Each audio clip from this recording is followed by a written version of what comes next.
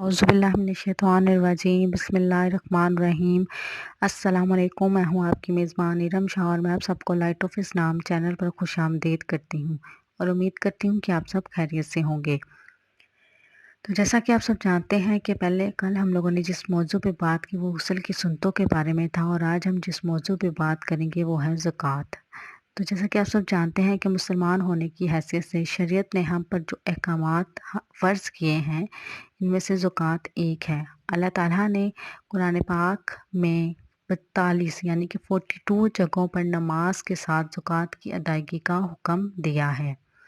सूरत बकरा में इरशाद है, तर्जुमा कुछ यूँ है, और नमाज कायम करो और ज़कात अदा करो और अल्लाह के हजूर झुकने वालों के साथ झुकते रहो।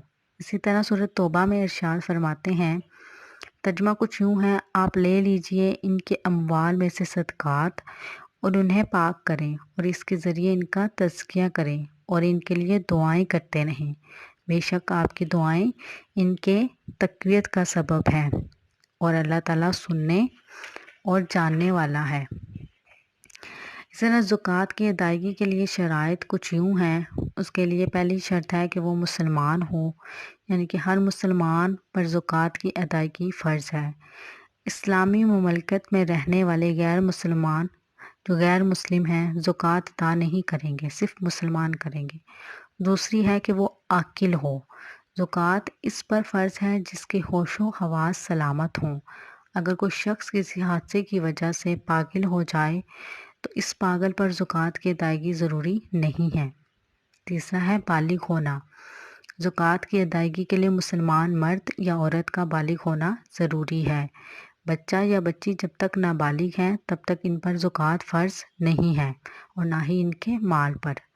उसके बाद है निसाब का मालिक। ज़कात की अदायगी के लिए निसाब का मालिक होना ज़रूरी है और निसाब ज़कात का निसाब 7.5 तोला सोना या फिर 52.5 तोला चांदी या दोनों में से किसी भी मालियत के बाकदर करेंसी है। उसके बाद है साल का गुज़रना, यानी कि ज़कात की अदायगी के लिए माल पर साल का गुज़रना भी फ़र्ज़ है।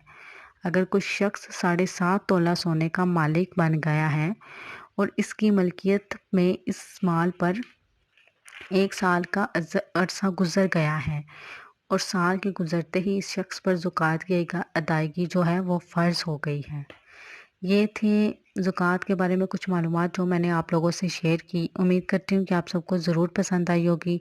तो कमेंट के ज़रिए मुझे ज़रूर बताइएगा आप सबको आज का टॉपिक कैसा लगा। इसी के साथ मैं इरम शाह आप लोगों से इजाज़त चाहती हूँ। दुआओं में ज़रूर याद रखिएगा। अल्लाह हाफ़िज़।